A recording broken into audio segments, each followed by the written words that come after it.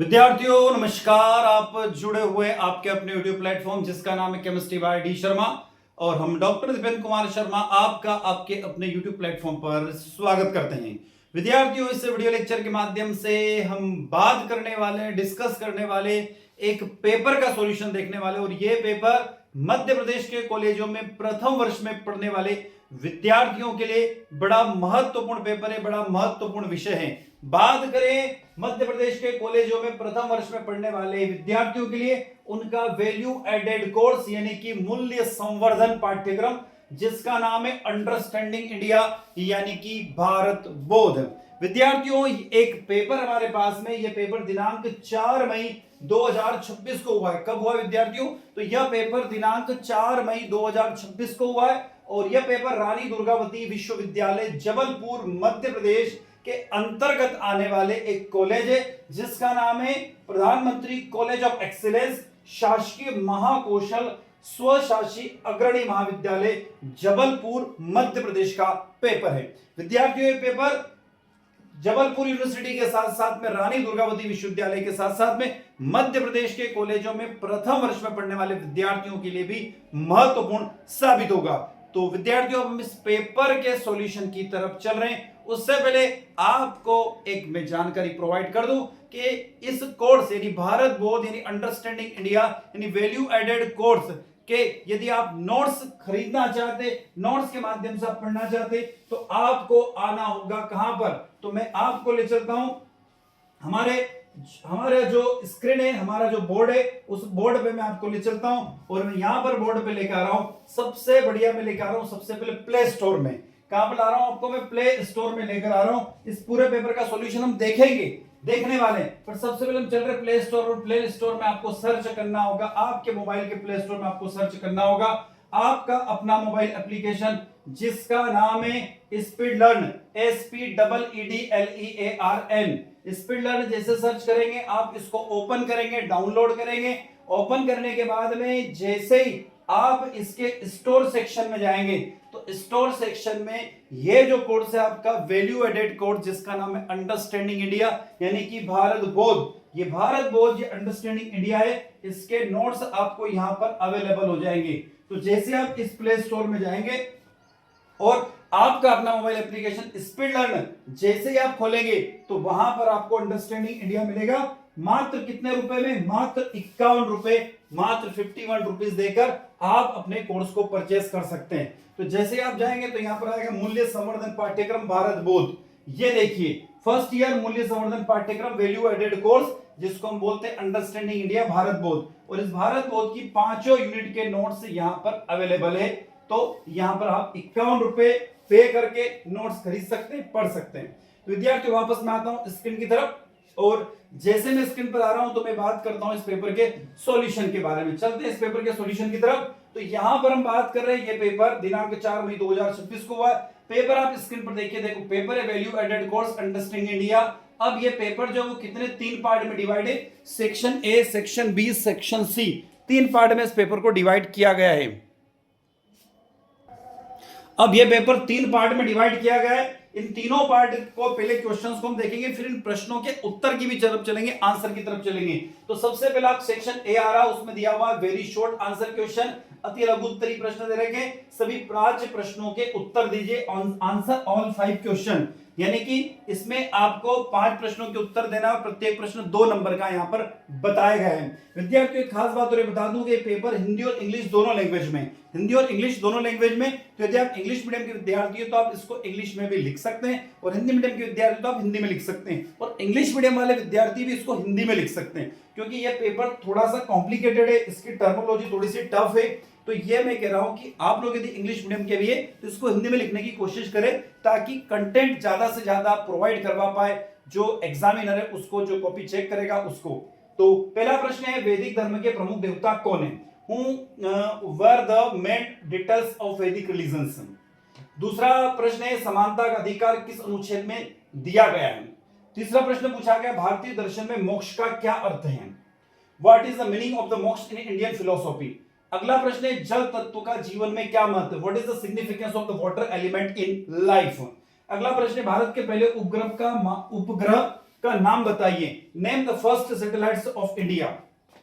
उसके बाद section B में आते हैं, तो यहां पर दिए हुए 10 टोटल 6 प्रश्न आपको करना होंगे और प्रत्येक प्रश्न 10 अंक का रहेगा। पहला क्वेश्चन है, सिंधु सभ्यता की नगर योजना की प्रमुख विशेषताएं लिखें। Write the main feature of the town planning of the Indian valley civilization. दूसरा प्रश्न है, वसुधैव कुटुंबकम का महत्व संक्षिप्त में लिखिए। Right briefly about the significance of वसुधैव कुटुंबकम। तीसरा प्रश्न है, लोकतांत्रिक भागीदारी का महत्व स्पष्ट कीजिए। Explain the importance of the, यहां पर दिया हुआ है जो हमारा लोकतंत्र होता है, हमारा डेमोक्रेसी होती है, डेमोक्रेसी पार्टिसिपेशन। अगला प्रश्न दिया हुआ चौथा प्रश्न, सांस्कृतिक और शैक्षिक अधिकारों का वर्णन कीजिए। उसमें कल्चरल एंड एजुकेशन राइट्स के बारे में बताइए मतलब। अगला प्रश्न है पांचवा प्रश्न, भारतीय शिक्षा में नैतिक मूल्यों का क्या स्थान है, यानी what is the place of the moral value of Indian education. अगला प्रश्न है, गुरुकुल प्रणाली की प्रमुख विशेषता लिखिए। State the key feature of the Gurukul system. अगला प्रश्न आएगा, भारतीय परंपरा में पर्यावरण संरक्षण का क्या महत्व है, मतलब पर्यावरण संरक्षण के बारे में आपको बताना है। इसके बाद में अगला प्रश्न है सातवां प्रश्न है, सिंपल लिविंग हाई थिंकिंग, यानी सादा जीवन उच्च विचार। ये लाइन हम लोग अधिकतर बोलते हैं, पर इसका क्या अर्थ है, क्या मीनिंग है, ये आपको समझाना होगा। अगला प्रश्न है, समकालीन भारत से क्या तात्पर्य, what is the mean of the contemporary India. और आखिरी प्रश्न 10वां प्रश्न है, आत्मनिर्भर भारत में नवाचार की क्या भूमिका है। तो इन 10 प्रश्नों में से कोई भी आपको 6 प्रश्न करना थे खंड ब में। अब आ जाता हूं सेक्शन सी के अंदर। सेक्शन सी में वो कह रहा है कि आपको 15 अंक का एक प्रश्न रहेगा और कुल मिलाकर 2 प्रश्नों के उत्तर आपको देना होंगे। पहला प्रश्न है, वैदिक कालीन समाज और संस्कृति का वर्णन कीजिए। वैदिक कालीन समाज और संस्कृति का वर्णन कीजिए। दूसरा प्रश्न पूछा गया है, मूल अधिकार और राज्य के कर्तव्यों के बीच संबंध स्पष्ट कीजिए। तीसरा प्रश्न है, भारतीय ज्ञान परंपरा की प्रमुख विशेषताओं का वर्णन कीजिए। और चौथा प्रश्न है, स्वतंत्रता संग्राम में धार्मिक एवं सांस्कृतिक नेतृत्व की भूमिका का वर्णन कीजिए। तो विद्यार्थियों, जो प्रश्न मैंने आपको अभी बताए, इन प्रश्नों को सेक्शन वाइज अब हम सॉल्यूशन की तरफ चलते, मैं आपको ले चलता हूं सॉल्यूशन के लिए। तो विद्यार्थियों, तीनों जो पार्ट है, सेक्शन ए, सेक्शन बी और सेक्शन सी, इन तीनों के सॉल्यूशन को हम यहां समझने की कोशिश करते हैं। उससे पहले आपसे रिक्वेस्ट है कि वीडियो लेक्चर अच्छा लगता है तो वीडियो को लाइक अवश्य कीजिएगा। आपके क्लासमेट तक, आपके साथियों तक, आपके दोस्तों तक इस वीडियो को शेयर अवश्य कीजिएगा। कमेंट बॉक्स में कमेंट करके जरूर बताइएगा कि वीडियो आप लोगों को कैसा लगा। और यदि आप चैनल पर नए हैं और अभी तक आपने आपके अपने YouTube चैनल को सब्सक्राइब नहीं किया है, तो आपका अपना YouTube प्लेटफॉर्म है केमिस्ट्री बाय डी शर्मा। इस चैनल को आप सब्सक्राइब अवश्य कीजिए, जिससे मुझे एक मोटिवेशन मिलता रहे और मैं इसी तरीके से आपके लिए कंटेंट लेकर आता रहूं। एक और खास बात विद्यार्थियों, यदि आप भी आपके पेपर का सॉल्यूशन चाहते हैं और आपके विश्वविद्यालय में यदि पेपर हो रहे हैं, तो स्क्रीन पर एक नंबर आपको दिखाई दे रहा होगा। नंबर है 77250 77250 44 44325। इस नंबर पर व्हाट्सएप के माध्यम से आपका अपना पेपर हमें भेजने का कष्ट करें। यदि आपका पेपर हमें भेजेंगे तो इस पेपर के जैसे दूसरे विद्यार्थियों को भी उस पेपर का सॉल्यूशन उपलब्ध होगा और विद्यार्थियों को मदद मिलेगी। तो चलते हैं देर ना करते हुए। तो मध्य प्रदेश के आप किसी भी कोने में रहते हैं, किसी भी विश्वविद्यालय में पढ़ते हैं, तो मुझे व्हाट्सएप पे पेपर अवश्य भेजिए। जिस भी विषय का पेपर हो रहा है आपका, major, minor, MDC, vocational course, ठीक है, फाउंडेशन कोर्स हो गया, वैल्यू एडेड कोर्स हो गया, जो भी आपका पेपर हो रहा है मुझे भेजने का कष्ट करें। और पहला प्रश्न है, वैदिक धर्म के प्रमुख देवता कौन थे? Who were the main details of Vedic religion? विद्यार्थियों, वैसे प्रश्न ये 2 नंबर में पूछा गया। कितने? 2 नंबर में पूछा गया, पर इसका आंसर मैं थोड़ा सा डिटेल में बताने की कोशिश करूंगा। सपोज यही प्रश्न आपके विश्वविद्यालय में 4 नंबर में, 5 नंबर में, 10 नंबर में आ गया, तो फिर क्या होगा? तो मैं प्रश्नों के आंसर थोड़ा सा डिटेल में बता रहा हूं, इसलिए वीडियो की लेंथ भी ज्यादा होगी। पहला प्रश्न है, वैदिक धर्म के प्रमुख देवता कौन है? तो वेदों में वर्णित देवताओं को वैदिक देवता कहा जाता है। वेद मतलब जो 4 वेद है हमारे, ऋग्वेद, यजुर्वेद, सामवेद, अथर्ववेद, उनमें जो वर्णित देवता है उनको क्या कहा गया? उनको वैदिक देवता कहा गया है। ऋग्वैदिक काल और उत्तर वैदिक काल में देवताओं की प्रधानता और उनके स्वरूप में भिन्नता देखने को मिलती है। वैदिक धर्म के प्रमुख देवताओं का विवरण इस प्रकार है। यहां पर देखते हैं, सबसे पहले बात करते हैं हमारे ऋग्वैदिक काल के प्रमुख देवता। प्रारंभिक वैदिक काल में प्रकृति की शक्तियों और देवताओं के रूप में पूजे जाते थे। सबसे पहले देवता आते हैं इंद्र।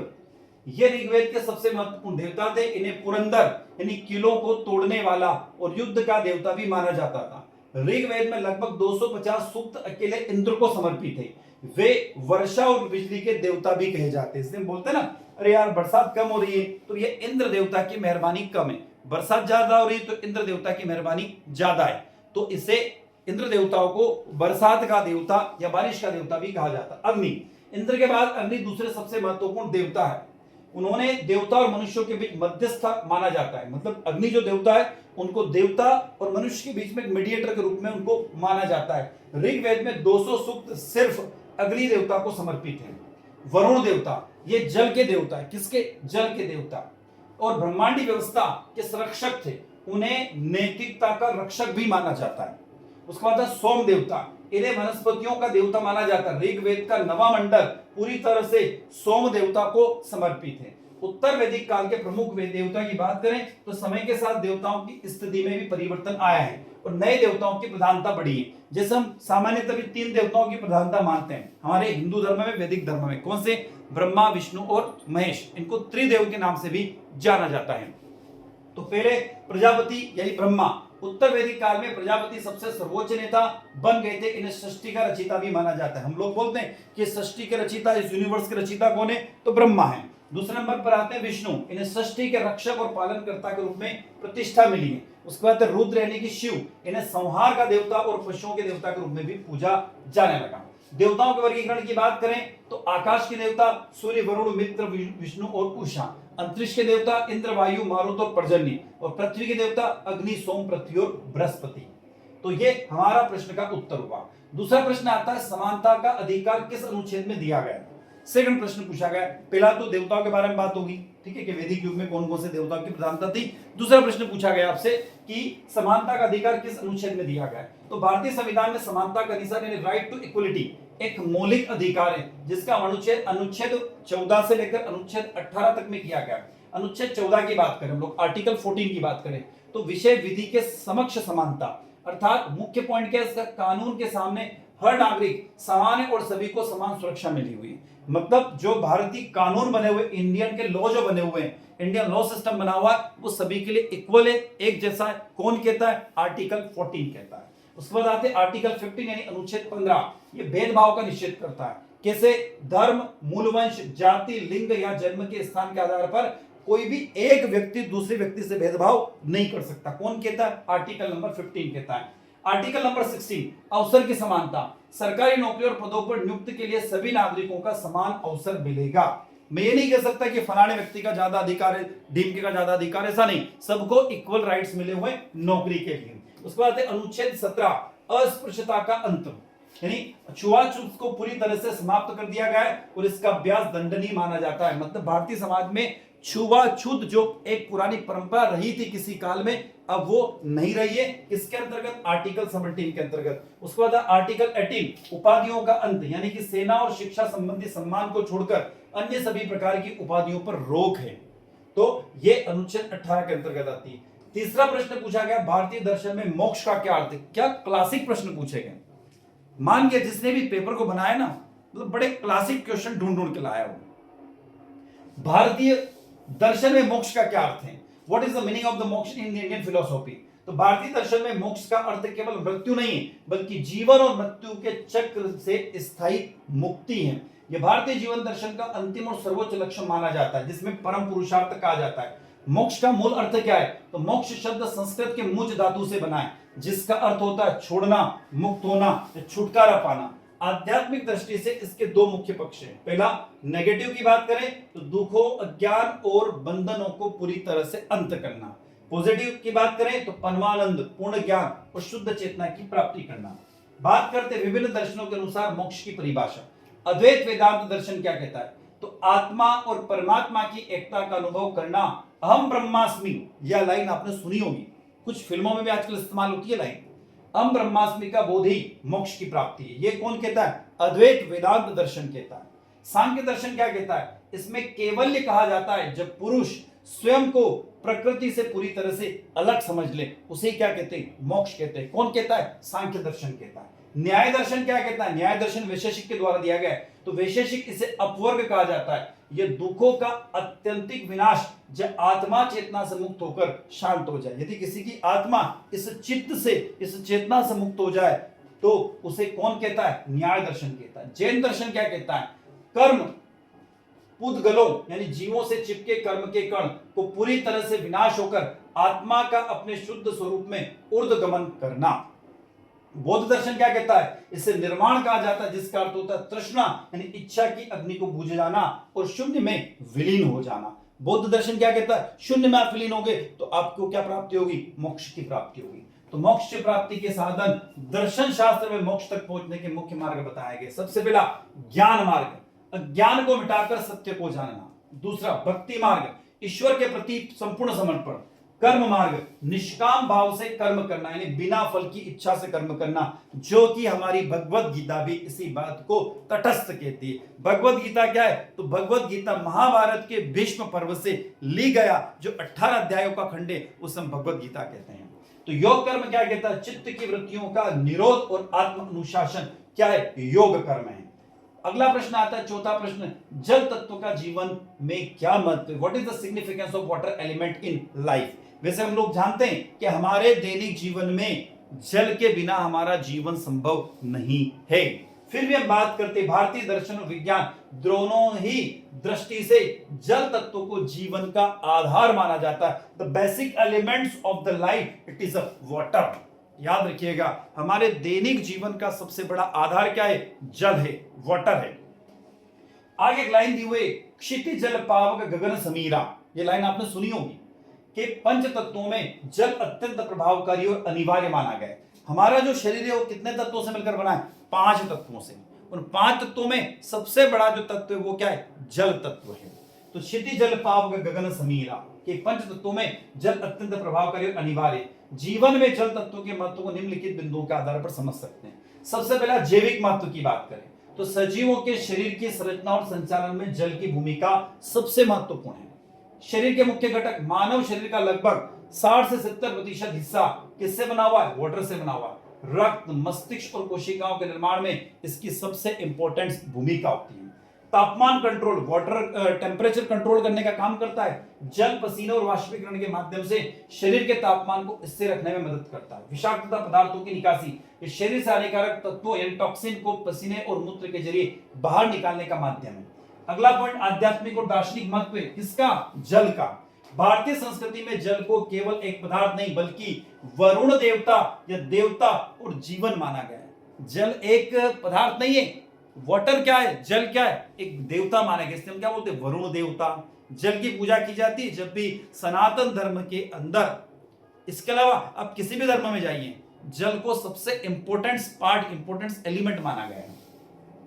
शुद्धिकरण का प्रतीक, जल को मन और शरीर की शुद्धि का साधन माना जाता है। सभी धार्मिक अनुष्ठानों में आचमन और प्रोक्षण की परंपरा जल की पवित्रता को दर्शाती है। अनुकूलन और तरलता, जल तत्व हमें जीवन में लचीलापन सिखाता है। जैसे जल अपना रास्ता खुद बनाता है और जिस पात्र में डाला जाए उसी के अनुसार वो आप अपने आकार को ग्रहण कर लेता है, वैसे ही तत्व धैर्य और सामंजस्य का प्रतीक है। पारिस्थितिक और पर्यावरण, पृथ्वी पर जीवन के अस्तित्व के लिए जल अपरिहार्य है। जैसे फोटोसिंथेसिस की बात, प्रकाशसंश्लेषण की बात करें तो पौधों को भोजन बनाने के लिए जल की आवश्यकता होती है। बिना जल के वनस्पति जगत का अंत निश्चित है, जिससे ऑक्सीजन की चक्र रुक जाता है। जैव विविधता की बात करें, बायोडायवर्सिटी की बात करें तो नदियों और महासागर लाखों प्रजातियों के घर है जो कि पारिस्थितिक तंत्र को संतुलित रखते हैं। दैनिक और आर्थिक महत्व, कृषि में महत्व है, स्वच्छता में महत्व है इसका।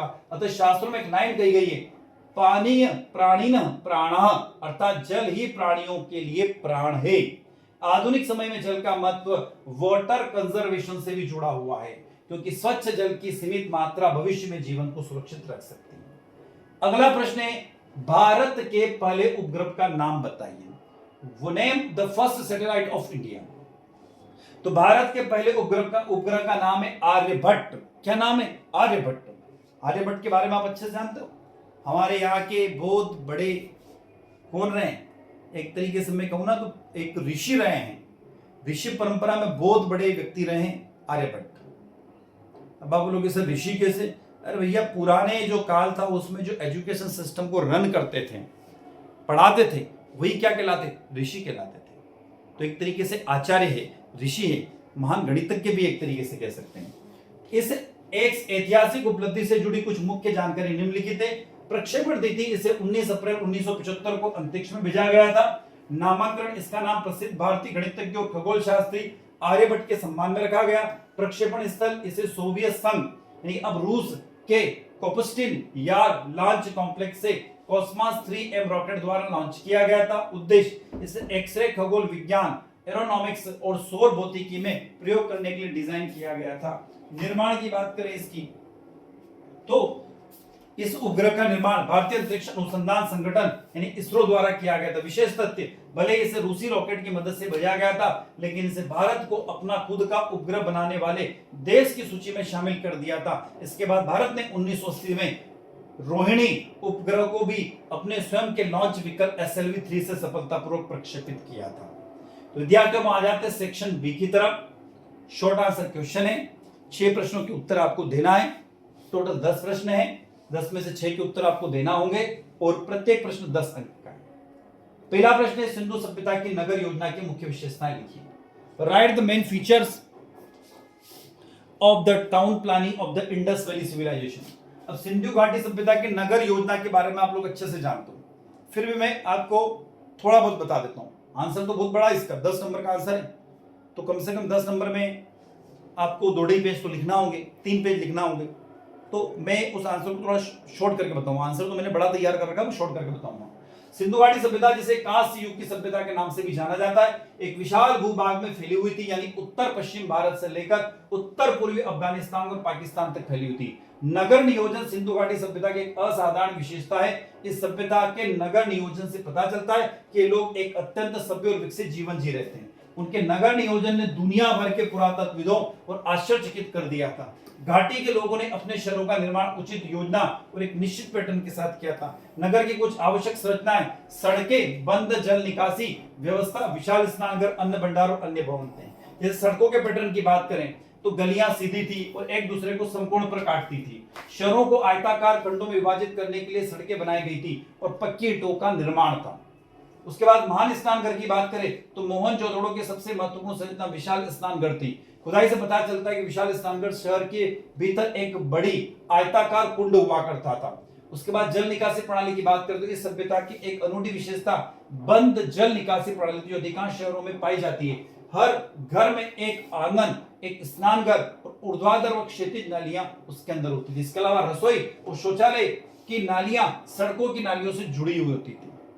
कालीबंगन में के अधिकांश घरों में कुएं भी थे। सड़कों में भूमिगत नालियां थी। इन नालियों को पत्थरों पट्टियों से ढका जाता था।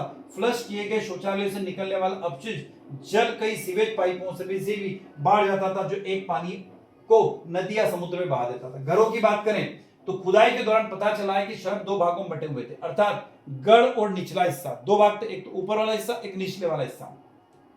ऊपरी क्षेत्र छोटे थे और गढ़ के अंतर्गत आते थे। निचले क्षेत्र विस्तृत क्षेत्र और वाले निचले कब्जे के अंतर्गत आते थे। धनी लोग कई कमरे वाले बड़े घरों में रहते थे, जबकि गरीब लोगों के घर छोटे थे। महत्वपूर्ण इमारतों से सटे आंगन होते थे। बड़े घर और सार्वजनिक भवन सड़कों पर स्थित होते थे। उसके बाद लगभग सभी घरों में स्नानघर, कुएं, नालियां से ढके हुए रहे हैं। निर्माण सामग्री की बात करें तो सिंधु घाटी सभ्यता के घर पत्थरों के बजाय पक्की हुई ईंटों से बने हुए थे। हालांकि अभी पाया गया कि धूप में सुखाई गई ईंटों का भी इस्तेमाल किया जाता था। आमतौर पर ईंटों का आकार बराबर होता था। पकी हुई ईंटों का इस्तेमाल इमारतों के उन हिस्सों में किया जाता था जहां पानी से दूषित होने की संभावनाएं होती थी। तो ये हमने बात करी कहां की, सिंधु घाटी सभ्यता की। एक बड़ा अच्छा सा प्रश्न एक और आया, वसुधैव कुटुंबकम का महत्व संक्षिप्त में समझाएंगे। तो वसुधैव कुटुंबकम जो लाइन है उसको संक्षिप्त में तो समझा ही नहीं जा सकता। वसुधैव कुटुंबकम अपने आप में बहुत बड़ी टैग लाइन है। और आपको याद है 2023-24 में जो G20 सम्मेलन भारत के अंदर हुआ, उसके अंदर भी एक लाइन का इस्तेमाल किया गया, वसुधैव कुटुंबकम, जो कि हमारे देश ने उसकी अगुवाई की थी G20 सम्मेलन की। वसुधैव कुटुंबकम महाउपनिषद से लिया गया एक अत्यंत प्रभावशाली विचार है, जिसका शाब्दिक अर्थ संपूर्ण पृथ्वी ही एक परिवार है। वसुधैव कुटुंबकम सनातन धर्म का मूल संस्कार और संप्रदाय है, जो महाउपनिषद सहित कई ग्रंथों में दर्शनीय है। इसका अर्थ है धरती, परिवार यानी वसुधा एवं कुटुंबकम। यह वाक्य भारतीय संसद के प्रवेश कक्ष यानी प्रवेश द्वार पर भी लिखा हुआ है और यह महत्वपूर्ण धार्मिक और सामाजिक संदेश का प्रतीक है, जो विश्व एकता और मानवता की मूल स्वतंत्रता को बढ़ाता है। वाक्यांश की बात करें तो वसुधैव कुटुंबकम संस्कृत में वसुधैव कुटुंबकम को 3 घटक शब्दों में विभाजित करता है। पहला वसुधा। देखो वसुधा का अर्थ क्या है, यहां तो समझने की कोशिश करते विद्यार्थी। वसुधा का अर्थ क्या है, ये दिया वसुधा। वसुधा का अर्थ होता है पृथ्वी। एवं एवं एवं एवं संस्कृत में एवं का अर्थ होता है इस प्रकार, और कुटुंबकम, कुटुंबकम का अर्थ होता है परिवार। तो हम कह सकते हैं पृथ्वी एक प्रकार से परिवार है पूरा। वसुधैव कुटुंबकम वाक्यांश का महत्व क्या है, तो वसुधैव कुटुंबकम वाक्यांश का जीवन और दर्शन के विभिन्न पहलुओं में ऐतिहासिक और समकालीन दोनों संदर्भों में महत्वपूर्ण विस्तार। इस वाक्यांश से जुड़े कुछ प्रमुख महत्व निम्न प्रकार हैं। वसुधैव कुटुंबकम सार्वभौमिक बंधुत्व और सभी मनुष्यों के परस्पर जुड़ाव के विचारों को रेखांकित करता है। ये इस विश्वास को बढ़ावा देता है कि राष्ट्रीयता, जातीयता, धर्म में भिन्नता के बावजूद हम सभी में वैश्विक परिवार का हिस्सा है। यह अवधारणा सभी मनुष्यों के प्रति सहानुभूति और करुणा को प्रोत्साहित करती है। शांति और सद्भाव की बात करें तो ये वाक्यांश शांति और सद्भाव और एकता के मूल्यों को बढ़ावा देता है। हमारी साझा मानवता पर जोर देते हुए यह व्यक्तियों, समुदाय और राष्ट्रों की शांतिपूर्ण ढंग से संघर्ष और सुलझने के लिए, अधिक शांतिपूर्ण दुनिया के निर्माण के लिए मिलकर काम करने के लिए भी प्रोत्साहित करता है। सांस्कृतिक और आध्यात्मिक विरासत की भी बात करता है। वसुधैव कुटुंबकम प्राचीन भारतीय दर्शन और आध्यात्मिक में गहराई से निहित है। ये भारत की समृद्ध सांस्कृतिक विरासत और सभी जीवित प्राणियों के प्रति सहिष्णुता, समझ और सम्मान को बढ़ावा देने में इसकी दीर्घकालीन परंपरा के लिए प्रतिबद्ध है। वैश्विक उत्तरदायित्व की भी बात करता है। वैश्विक परिवार की अवधारणा पृथ्वी और उसके निवासियों के लिए कल्याण को साझा उत्तरदायित्व दर्शाता है। अंतरराष्ट्रीय संबंध की बात भी करता है वसुधैव कुटुंबकम टैगलाइन। तो अंतरराष्ट्रीय संबंधों के संदर्भ में यह वाक्यांश राष्ट्रों के बीच कूटनीतिक सहयोग और शांतिपूर्ण सहअस्तित्व के महत्व को याद दिलाता है। आधुनिक प्रासंगिकता की बात करें तो आज के परस्पर जुड़े हुए विश्व में जहां वैश्वीकरण के विभिन्न संस्कृतियों के लोगों के लिए संवाद स्थापित करना आसान बना दिया है, वसुधैव कुटुंबकम आज भी प्रासंगिक है। नैतिक मूल्यों की बात करें तो यह वाक्यांश सहानुभूति, दयालुता और समावेशिता जैसे नैतिक मूल्यों को समाहित करता है। बात करते अगले प्रश्न की, लोकतांत्रिक भागीदारी का महत्व स्पष्ट कीजिए। अब क्या कह रहा है, डेमोक्रेटिक पार्टिसिपेशन की बात करता है। तो लोकतांत्रिक भागीदारी, डेमोक्रेटिक पार्टिसिपेशन किसी भी जीवंत लोकतंत्र की आत्मा होती है। इसका अर्थ केवल चुनाव में वोट देना नहीं, बल्कि निर्णय लेने की प्रक्रिया और शासन के कार्यों में जनता की सक्रिय भूमिका निभाना है। लोकतांत्रिक भागीदारी का महत्व निम्नलिखित बिंदुओं के आधार पर समझ सकते हैं। पहला पॉइंट, शासन को जवाबदेही बनना चाहिए। जब नागरिक शासन में सक्रिय रूप से भाग लेते हैं तो सरकार अपनी नीतियों और कार्यों के प्रति अधिक सजग रहती है। जनता की निगरानी से सत्ता का दुरुपयोग रुकता है और शासन में पारदर्शिता आती है। नागरिक अधिकारों का संरक्षण की बात करें तो लोकतांत्रिक भागीदारी नागरिकों को अपनी आवाज उठाने का मंच प्रदान करती है। जब लोग विरोध प्रदर्शन, चर्चाओं या सोशल मीडिया के माध्यम से अपनी बात रखते हैं तो यह सुनिश्चित होता है कि सरकार अल्पसंख्यकों या हाशिए पर रहने वाले सामुदायिक अधिकारों का हनन न करे। सामाजिक समावेश और सशक्तिकरण की बात करें तो भागीदारी समाज के विभिन्न वर्ग जैसे महिलाओं, युवा और वंचित समूह को मुख्य धारा से जोड़ता है। ग्राम सभाओं या स्थानीय निकायों में भागीदारी से जमीनी स्तर पर नेतृत्व का विकास होता है, जिससे लोगों में आत्मविश्वास और सशक्तिकरण का भावना जागृत होती है। बेहतर नीतियों का निर्माण, जनता की भागीदारी से सरकार को वास्तविक समस्याओं और आवश्यकताओं का पता चलता है। जब नीतियों के निर्माण में जनता के सुझाव शामिल होते हैं तो वे अधिक प्रभावी और व्यावहारिक बनते हैं। उदाहरण के लिए बजट निर्माण में जनता की राय लेना या स्थानीय विकास कार्यों में ग्रामीणों की सलाह लेना। लोकतंत्र की जड़ें मजबूत होती है। किसी भी देश का लोकतंत्र तभी मजबूत होता है जब उसकी जनता राजनीतिक रूप से जागरूक हो। निरंतर भागीदारी से नागरिकों के नागरिक बोध पैदा होते हैं, जिससे लोकतांत्रिक संस्था और प्रक्रिया अधिक विश्वसनीय बनती है। संघर्षों का समाधान, लोकतांत्रिक भागीदारी विभिन्न विचारधाराओं के लोगों को एक मंच पर लाती है। चर्चा और विमर्श के माध्यम से बड़े से बड़े विवादों और शांतिपूर्ण समाधान निकाले जा सकते हैं, जो समाज में शांति और स्थिरता बनाए रखने के अनिवार्य होते हैं। मुख्य तत्व की बात करें तो लोकतंत्र के मुख्य तत्व मतदान, जागरूकता और सक्रिय संवाद। अतः लोकतंत्र की भागीदारी असली में द्विमार्गी प्रक्रिया, एक मार्गी नहीं, द्विमार्गी प्रक्रिया। अगला प्रश्न है, सांस्कृतिक और शैक्षिक अधिकारों का वर्णन करें। तो मौलिक अधिकार भारत के नागरिकों को बुनियादी अधिकारों की गारंटी देता है। भारत के संविधान में 6 मौलिक अधिकार निहित हैं और अनुच्छेद 29 और 30 में भारतीय नागरिकों के सांस्कृतिक और शैक्षिक अधिकारों से संबंधित हैं। भारतीय संविधान में अनुच्छेद 29 और 30 के तहत सांस्कृतिक और शैक्षिक अधिकार प्रदान किए गए। ये अधिकार मुख्य रूप से भारत की विविधता को संरक्षित करने और अल्पसंख्यकों, धार्मिक और भाषाई के हितों की रक्षा करने के लिए बनाए गए हैं। देखो, अल्पसंख्यक का मतलब है किसी विशेष समुदाय से मतलब नहीं है।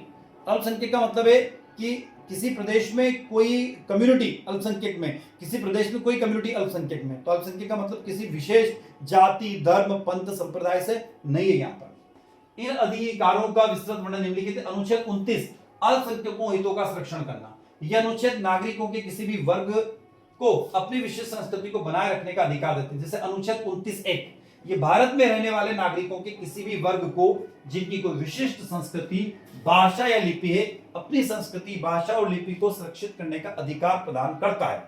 अनुच्छेद 29(2), राज्य अपने द्वारा संचालित या उससे सहायता प्राप्त करने वाले शैक्षणिक संस्थाओं में किसी भी व्यक्ति को केवल जाति, धर्म, भाषा या इनमें से किसी भी आधार पर प्रवेश देने से इनकार नहीं किया जा सकता।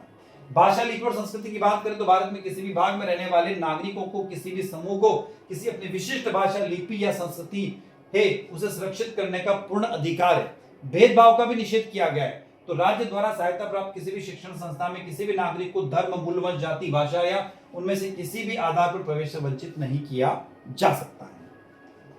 अनुच्छेद 30 यानी आर्टिकल 30 क्या कहता है? शिक्षण संस्थान स्थापित करने का अधिकार।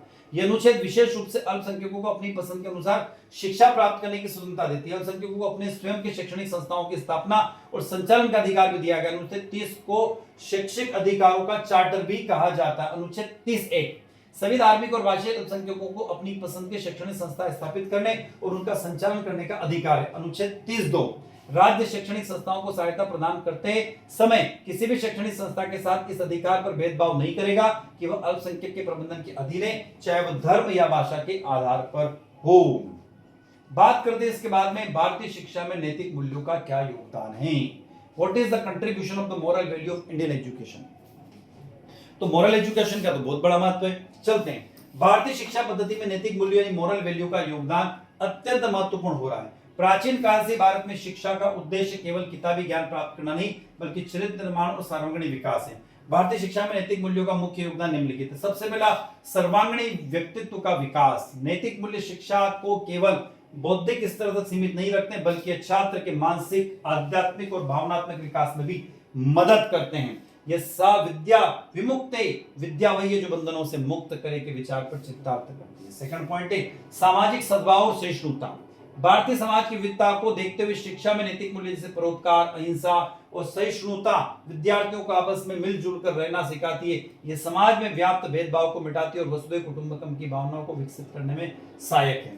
इसके बाद बात करते हैं आदर्श नागरिक का निर्माण। ध्यान रखिएगा, मोरल वैल्यू जो है वो आदर्श नागरिक के निर्माण में भी आवश्यक है। इसके अलावा भारतीय संस्कृति और विरासत का संरक्षण भी करती है। तो नैतिक मूल्यों के माध्यम से ही नई पीढ़ियों अपनी समृद्ध संस्कृति विरासत को महान पुरुष जैसे स्वामी विवेकानंद, महात्मा गांधी के आदर्शों से जोड़ा जाता है। मानसिक शांति और तनाव का प्रबंधन भी करती है। आज की प्रतिस्पर्धा वाली दुनिया में जहां छात्र मानसिक तनाव का सामना कर रहे हैं वहां नैतिकता और आध्यात्मिकता मूल्य जैसे धैर्य और संतोष उन्हें मानसिक संबल प्रदान करती है। यह उन्हें सही और गलत के बीच में भेद की क्षमता देती है जिससे उनका आत्मबल बढ़ता है। शिक्षा में नैतिक मूल्यों का क्या स्रोत है? तो सबसे पहले प्राचीन ग्रंथों की बात करें, वेद, उपनिषद और महाकाव्य। आधुनिक दर्शन की बात करें तो गांधीवाद, विवेकानंद जी का मानव दर्शन। राष्ट्रीय शिक्षा नीति की बात करें तो वर्तमान शिक्षा नीति में भी संवैधानिक मूल्यों और मौलिक कर्तव्यों को पाठ्यक्रम का हिस्सा बनाए जाने पर जोर दिया गया है। नैतिक मूल्य भारतीय शिक्षा के रीढ़ है। इनके बिना शिक्षा केवल एक तैयार मशीन पैदा कर सकती है लेकिन एक संवेदनशील इंसान नहीं बना सकती है। जैसे चरित्र प्रधान शिक्षा ही भारत का पूर्ण विश्व गुरु बनाने में प्रतिष्ठित करेगी। अगले प्रश्न के पास आगे हम लोग। अगला प्रश्न, गुरुकुल प्रणाली की प्रमुख विशेषताएं लिखिए। तो गुरुकुल प्रणाली की प्रमुख विशेषताएं क्या है? गुरुकुल प्रणाली हमारे देश की और विश्व की सबसे प्राचीन शिक्षा प्रणाली है। क्या क्या विशेषता है मैं आपको सिर्फ हेडलाइन बताऊं। गुरु शिष्य परंपरा की बात करती है। यह प्रणाली आधारशिला है किसकी? गुरु और शिष्य परंपरा की। उसके बाद आवासीय शिक्षा। गुरुकुल प्रणाली में क्या था कि विद्यार्थी गुरुकुल में जाकर निवास करते थे, वहीं पर अपना एजुकेशन कंप्लीट करते थे। निःशुल्क शिक्षा, खास बात यह थी कि उस दौरान जो गुरुकुल शिक्षा थी वो कंप्लीटली फ्री थी, निःशुल्क थी, क्योंकि जहां पर गुरुकुल थे वहां पर राजा उस गुरु को या उस गुरुकुल को दान देते थे और वहां के उस एरिया के बच्चे वहां पर निःशुल्क पढ़ते थे, फ्री में पढ़ते थे। उसके बाद बात करते सर्वांगीण विकास पर जोर। खास बात गुरुकुल शिक्षण प्रणाली में क्या होता है, किताबी ज्ञान पर फोकस नहीं थी, वो थी व्यक्ति के शारीरिक, मानसिक, आध्यात्मिक और बौद्धिक विकास पर जोर दिया जाता था। उसके बाद ब्रह्मचर्य और सादा जीवन। जब तक गुरुकुल प्रणाली रही तब तक व्यक्ति गुरुकुल में रहता था तो अपना सादा जीवन जीता था और अपने ब्रह्मचर्य का वो कंप्लीटली पालन करता था।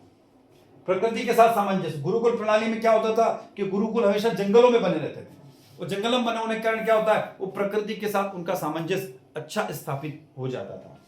व्यक्तिगत ध्यान, वहां पर एक एक व्यक्ति के गुरुकुल में जो रहता, टीचर जो रहते थे, गुरु जो रहते थे, आचार्य जो रहते थे, ऋषि जो रहते थे, वो एक एक टीचर पर ध्यान अच्छे से दे पाते थे। अब गुरुकुल प्रणाली के मुख्य स्रोत क्या है, मुख्य उद्देश्य क्या है? तो सबसे पहला उद्देश्य चरित्र निर्माण, कैरेक्टर बिल्डिंग। दूसरा, संस्कृति का संरक्षण करना। तीसरा, आत्मज्ञान को बढ़ाना। ये उनकी विशेषता थी। इसके बाद आते भारतीय परंपरा में पर्यावरण संरक्षण का क्या महत्व है? तो पर्यावरण क्या है? परि प्लस आवरण के संयोग से बना, अर्थात परि का आशय चारों ओर और आवरण का आशय परिवेश। तो मेरे चारों ओर जो आवरण है, जिसमें कमरे के अंदर बंद हूं, जहां से मैं आपके लिए वीडियो लेकर आ रहा हूं, ये मेरे लिए क्या हो गया? पर्यावरण है।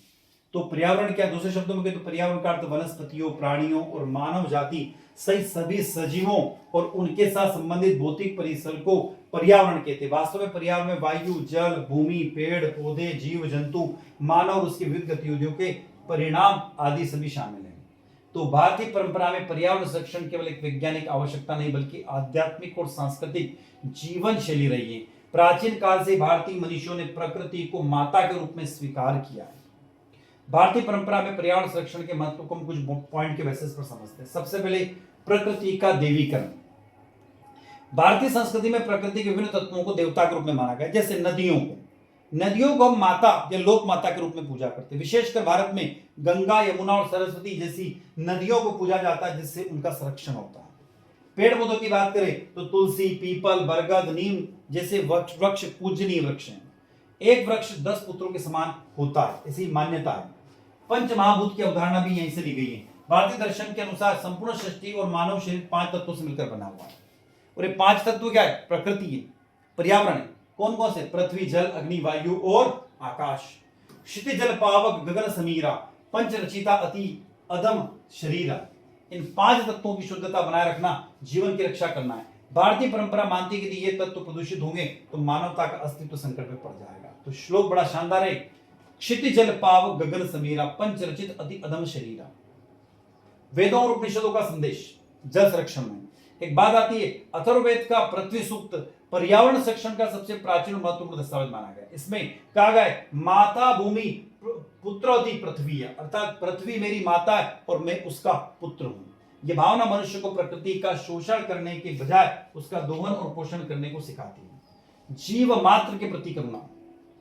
भारतीय परंपरा अहिंसा परमो धर्म की बात करती है, इसलिए यज्ञ और अनुष्ठानों में शांति पाठ के माध्यम से हम लोग वनस्पतियों की बात करते हैं, वनस्पतियों के लिए शांति पाठ की बात करते हैं। हम लोग मित व्यक्ति और संयमता की बात करते हैं। भारतीय जीवन पद्धति में अपरिग्रह पर जोर दिया गया है।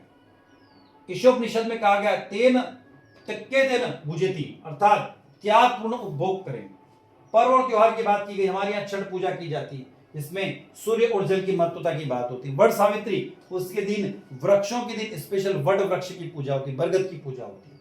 गोवर्धन के दिन एक पहाड़ की पूजा करते हैं हम लोग। तो हमारे हिंदू धर्म, हमारा जो सनातन धर्म है, हमारा जो भारतीय धर्म है, वो क्या करता है? पर्यावरण के संरक्षण के लिए विभिन्न प्रकार के आयाम स्थापित उसने कर रखे हैं। बात आती है सादा जीवन उच्च विचार का क्या अर्थ है? तो सिंपल लिविंग हाई थिंकिंग। सादा जीवन उच्च विचार, simple living high thinking Bharatiya Jeevan दर्शन का एक अत्यंत प्रभावशाली सूत्र है। ये विचार भौतिक सुख की सुविधाओं के बजाय बौद्धिक और नैतिक उत्थान पर बल देता है। इसका विस्तृत निम्नलिखित है। भौतिकता के स्थान पर आध्यात्मिकता।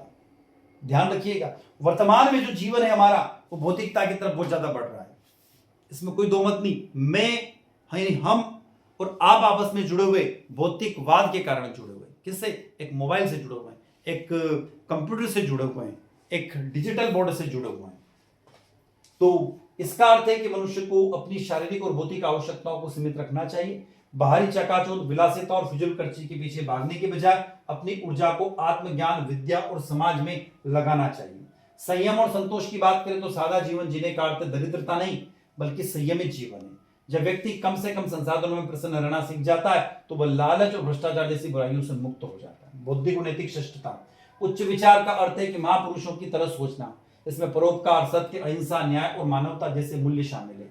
जब मस्तिष्क तुच्छ स्वार्थों और ईर्ष्या से मुक्त होता है तभी उसे उच्च कल्याणकारी विचार जन्म लेते हैं। महापुरुषों का उदाहरण जैसे महात्मा गांधी, उन्होंने मात्र एक धोती धारण की, लेकिन उनके विचारों ने पूरी दुनिया को हिला दिया। लाल बहादुर शास्त्री, भारत के प्रधानमंत्री होने के बावजूद उनका जीवन सबसे सादगीपूर्ण रहा।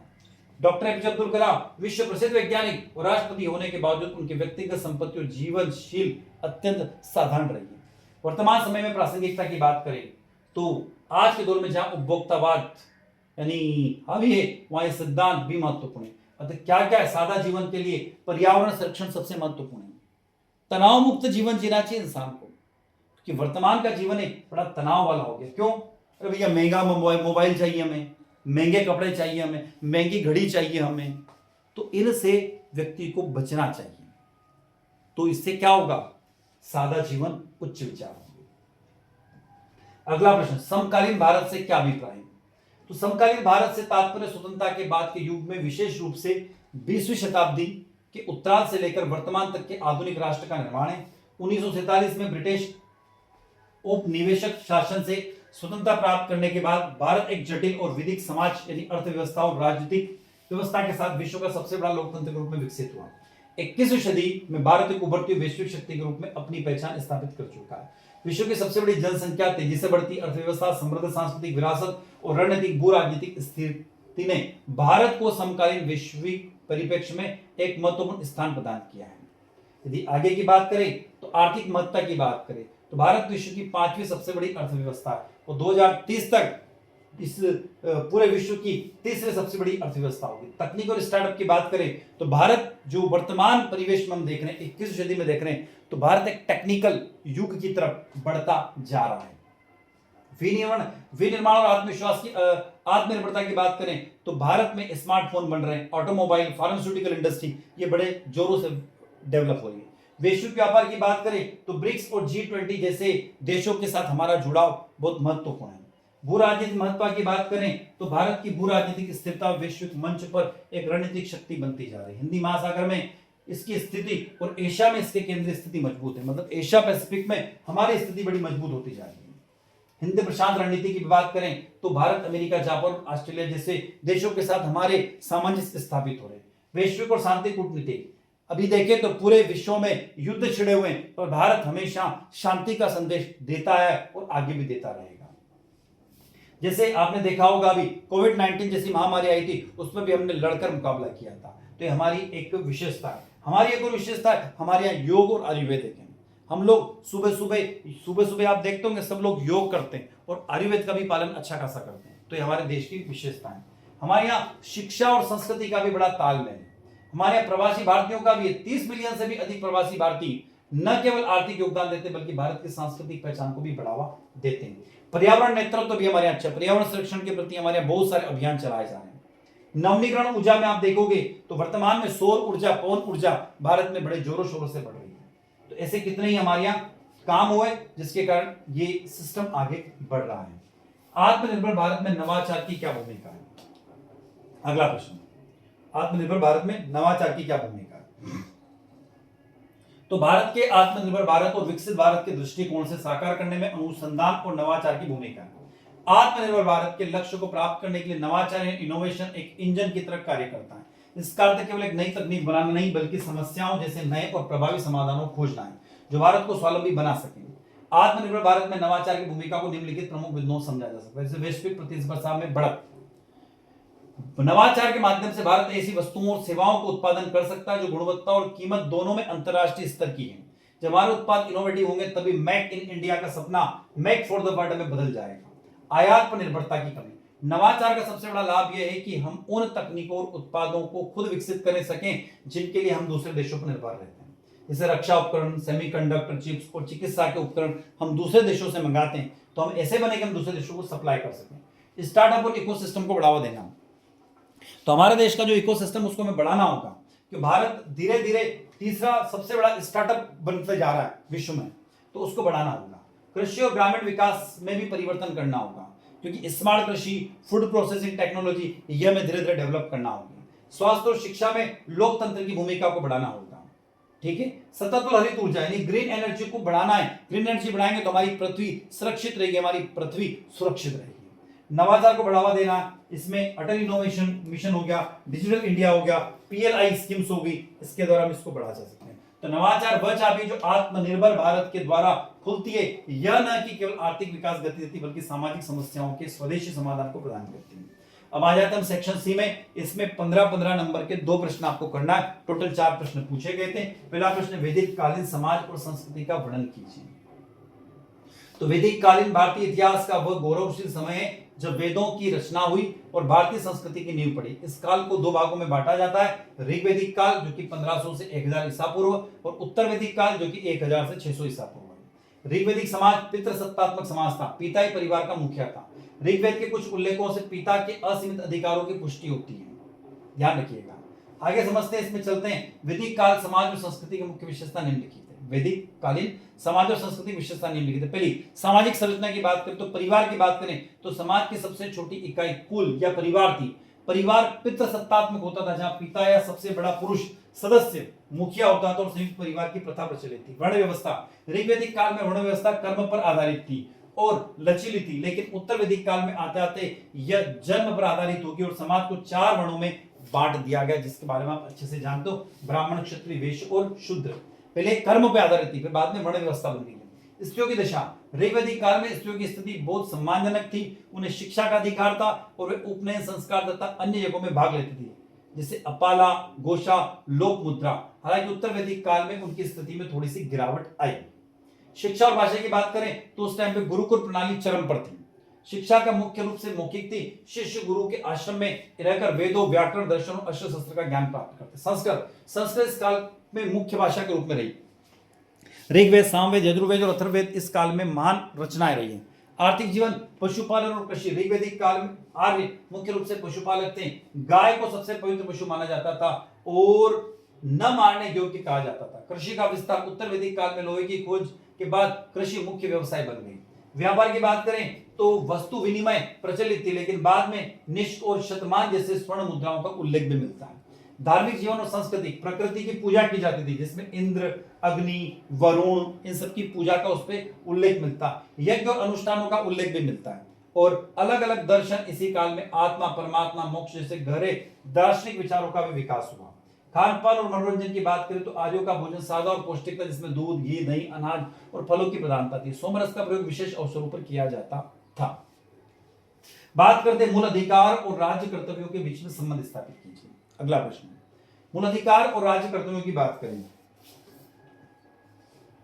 तो मूल अधिकार और राज्य कर्तव्य विशेष रूप से नीति निर्देशक तत्वों के बीच गहरा और परस्पर पूरक संबंध है। ये दोनों मिलकर देश की एक संतुलित, न्यायपूर्ण और कल्याणकारी व्यवस्था स्थापित करते हैं। मौलिक अधिकार और मौलिक कर्तव्य भारतीय संविधान के अनुसार एक ही सिक्के के 2 पहलू हैं जो परस्पर पूरक और अविभाज्य हैं। अधिकार भाग 3 जहां व्यक्तित्व को स्वतंत्रता और गरिमा प्रदान करता है, वहीं कर्तव्य भाग 4A समाज और राष्ट्र के प्रति उत्तरदायित्व सुनिश्चित करते हैं। अधिकारों के बिना कर्तव्य निरर्थक है और कर्तव्यों के बिना अधिकार। कानूनी अधिकार की बात करें तो कानूनी अधिकार वे दावे हैं जिन्हें कानून द्वारा मान्यता प्राप्त है और लागू किए जाते हैं। ये व्यक्तियों और संस्थाओं को दिए जाते हैं और राज्य सहित अन्य लोगों द्वारा उल्लंघन के विरुद्ध सुरक्षित होते हैं। उदाहरण में शामिल है जीवन का अधिकार और संपत्ति का अधिकार, अभिव्यक्ति की स्वतंत्रता का अधिकार। कानूनी कर्तव्यों की बात करें तो कानूनी कर्तव्य कानून द्वारा लगाए गए दायित्व जो व्यक्तियों या संस्थाओं को कुछ निश्चित कार्य करने या न करने की आवश्यकता बताते हैं। कर्तव्य अक्सर दूसरों के अधिकारों के अनुरूप होते हैं। उदाहरण के लिए किसी अन्य की संपत्ति पर अतिक्रमण न करने का कर्तव्य, सुरक्षित कार्य परिस्थितियों सुनिश्चित करना नियोक्ताओं का कर्तव्य, नागरिकों का कर्तव्य कि वे कानून का पालन करें और करों का भुगतान करें। मूल अधिकार और राज्य के कर्तव्यों के बीच संबंध की बात करें तो कॉम्प्लीमेंट्री की बात करें, पूरक संबंध।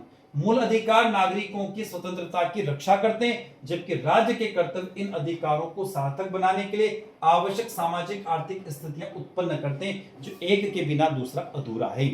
राज्य की जिम्मेदारियां क्या है तो अनुच्छेद 12 के तहत राज्य को नागरिकों के मूल अधिकारों की रक्षा करने का कर्तव्य सौंपा गया है। साथ ही भाग 4 के तहत समाज कल्याण की नीतियां बनाने का भी दायित्व है। संतुलन, न्यायालयों ने यह स्थापित किया है कि मौलिक अधिकारों और राज्यों के कर्तव्यों के बीच संतुलन यानी बैलेंस होना चाहिए। कोई भी अधिकार असीमित नहीं होना चाहिए। राज्य अपने कर्तव्यों का पालन करते हुए राष्ट्र की सुरक्षा व लोक व्यवस्था के लिए मूल अधिकारों पर उचित प्रतिबंध लगाएं। एक ही सिक्के के 2 पहलू। महात्मा गांधी के अनुसार वास्तविक अधिकार कर्तव्य पालन का परिणाम है। यदि राज्य के नागरिकों को मूल अधिकार देने का कर्तव्य है तो नागरिकों को भी यह कर्तव्य है कि वे राज्य के प्रति वफादार रहे और कानून का पालन करें। न्यायिक व्याख्या की बात करें तो यद्यपि मूल अधिकार वाद योग्य न्यायालय द्वारा प्रवर्तनीय है और नीति निर्देशक तत्व नहीं है, फिर भी अदालतें कानून की संवैधानिक वैधता की जांच करते समय नीति निर्देशक तत्वों के को ध्यान में रखती है। अगला प्रश्न के पास आ जाता हूं मैं। अगला प्रश्न है मेरे पास में, भारतीय ज्ञान परंपरा की प्रमुख विशेषताओं का वर्णन कीजिए। तो भारतीय ज्ञान प्रणाली सदियों से भारत की सांस्कृतिक, दार्शनिक और बौद्धिक परंपराओं की आधारशिला रही है। यह प्रणाली वेदों, उपनिषदों, स्मृतियों, लोक कथाओं और पारंपरिक प्रथाओं में से समृद्ध है, जो शासन, नैतिकता, पर्यावरण संरक्षण, सामाजिक संरचना और आध्यात्मिक ज्ञान से विभिन्न विषयों को समाहित करती है। इस ज्ञान प्रणाली ने भारत की पहचान को आकार दिया है और विविधता में एकता की अवधारणा को स्थापित किया है। भारतीय ज्ञान परंपरा की प्रमुख विशेषताएं क्या है? पहला, समग्र दृष्टिकोण। भारतीय ज्ञान परंपरा की सबसे बड़ी विशेषता समग्रता है। विज्ञान, गणित, खगोल विज्ञान और आयुर्वेद को धर्म और दर्शन के साथ जोड़कर देखा जाता है। सत्य की खोज। इस परंपरा का एक मूल मंत्र है सत्य की खोज। ऋग्वेद का प्रसिद्ध कथन है, एक सद विप्रा बहुधा वदंती। सत्य एक है, विद्वान इसे अलग अलग नामों से पुकारते हैं। ये एक विचारधारा वैचारिक स्वतंत्रता और तर्क प्रोत्साहित करती है, जहां प्रश्न पूछना और जिज्ञासा रखने का पूर्ण अधिकार है। प्रकृति के साथ तादात्म्यता या सामंजस्यता। यदि बात करें तो पंचमहाभूत की बात की गई हमारी प्रकृति के अंतर्गत। पहले भी हमने बात करी है, जल, अग्नि, पृथ्वी, वायु, आकाश में। मौखिक और लिखित परंपरा का संगम है। तो ज्ञान का प्रसार सदियों तक श्रुति यानी सुनकर और स्मृति उनको याद रखकर किया गया है। वसुधैव कुटुंबकम की बात करते हैं हम लोग हमारे यहाँ पर, अभी थोड़ी देर पहले बात हुई। वसुधैव कुटुंबकम यानी पूरा विश्व एक परिवार है। हम सर्वे भवन्तु सुखिनः की बात भी करते हैं, सभी सुखी रहे, निरोग रहे। प्रायोगिक और वैज्ञानिक आधार की भी बात करते हैं हम लोग, ठीक है। हमने गणित की खोज, गणित में शून्य की खोज की, आयुर्वेद की खोज हम लोगों ने की, पतंजलि जैसे ऋषि हमारे पास रहे हैं। मूल्य आधारित यानी वैल्यू बेस्ड एजुकेशन की भी बात हम लोग करते हैं। वित्त और समावेशन की भी बात हम लोग यहाँ पर करते आए हैं। उसके बाद बात करते हैं स्वतंत्रता संग्राम में धार्मिक, सांस्कृतिक नेतृत्व की भूमिका का वर्णन कीजिए। तो भारतीय स्वतंत्रता संग्राम केवल एक राजनीतिक संघर्ष नहीं था, बल्कि यह एक गहरा सांस्कृतिक और आध्यात्मिक जागरण भी था। ब्रिटिश शासन ने जब भारतीय संस्कृति और धर्म पर गहरा प्रहार किया, तब धार्मिक और सांस्कृतिक नेतृत्व ने जनता की राष्ट्रीय चेतना जगाने का कार्य किया। स्वतंत्रता संग्राम में नेतृत्व की भूमिका निम्नलिखित बिंदुओं पर समझ सकते हैं। पहला, सांस्कृतिक राष्ट्रवाद का उदय। 19वीं शताब्दी के पुनर्जागरण भारतीयों को उनकी महान विरासत का बोध कराया। किसने? राजा राम मोहन राय ने, स्वामी दयानंद सरस्वती ने, स्वामी विवेकानंद ने जैसे सुधारकों ने यह विश्वास जगाया कि भारतीय संस्कृति किसी भी पश्चिमी संस्कृति की कमतर नहीं है। स्वामी विवेकानंद ने वेदों की ओर लौटो का नारा दिया और पहली बार स्वराज शब्द का प्रयोग किया। स्वामी विवेकानंद ने शिकागो धर्म सभा जो कि 1893 में भारतीय ज्ञान का लोहा मनवाया, जिसमें भारतीयों की हीन भावना समाप्त हुई और आत्मविश्वास बढ़ा। धार्मिक प्रतीक की बात करें तो जनता को एकजुटता करने के लिए धार्मिक प्रतीकों के माध्यम बनाया गया। जैसे बाल गंगाधर तिलक ने महाराष्ट्र में गणपति उत्सव और शिवाजी उत्सव की शुरुआत करी। बंकिम चंद्र चट्टोपाध्याय ने आनंद मठ में शामिल वंदे मातरम जैसे गीत की रचना करी। सामाजिक सुधार की बात करें तो धार्मिक नेतृत्व ने समाज में व्याप्त कुरीतियां जैसे छूआछूत, सती प्रथा के विरुद्ध आवाजें उठाई। महात्मा गांधी राजनीति को धर्म से जोड़ा और उनके राम राज्य की अवधारणा को उन्होंने स्थापित किया और उनका एक मूल मंत्र सत्य व अहिंसा के सिद्धांत को मूलतः धार्मिक और नैतिक मूल्यों पर आधारित रही। क्रांतिकारी आंदोलन भी रहे, जिसमें क्रांतिकारी अक्सर भगवत गीता को अपने पास रखते थे। गीता के कर्मण्यवादी कारस तक कर्म करो फल की चिंता मत करो संदेशों को देशभक्ति के साथ जोड़कर आगे बढ़ते थे। सांप्रदायिकता और भेदभाव की बात करें तो आज भी हम एक लाइन बोलते हैं, गंगा जमुना तहजीब, जो कि स्वतंत्रता संग्राम की बड़ी भूमिका निभाई है, जिसमें खिलाफत आंदोलन भी रहा, जिसमें हिंदू मुस्लिम एकता ने ब्रिटिश शासन की फुट डालो और राज करो नीति को कड़ी चुनौती दी। सूफी और भक्ति संतों की शिक्षाओं ने लोगों को भाषा और प्रांतों के बंधनों से मुक्त कराया। जैसे स्वामी विवेकानंद, स्वामी दयानंद सरस्वती, अरविंद घोष, एनी बेसेंट जैसे लोगों ने भी बढ़ चढ़कर पार्टिसिपेशन किया। तो विद्यार्थियों, आप जुड़े हुए थे अभी तक मेरे साथ डॉक्टर दिपेंद्र कुमार शर्मा के साथ आपके अपने YouTube platform chemistry by D Sharma पर। आई होप ये 55 मिनट के लगभग का वीडियो आप लोगों को अच्छा लगा होगा। अच्छा लगता है तो वीडियो को लाइक कीजिएगा, आपके क्लासमेट तक वीडियो को शेयर कीजिएगा, कमेंट बॉक्स में कमेंट करके जरूर बताइएगा और चैनल को सब्सक्राइब अवश्य कीजिएगा और आपका पेपर हमें व्हाट्सएप नंबर पर जरूर भेजिएगा। इसी के साथ मैं डॉक्टर दिपेंद्र कुमार शर्मा आपसे विदा लेता हूं। नए वीडियो के साथ में पुनः आपसे मुलाकात होगी। तब तक जय हिंद, जय भारत।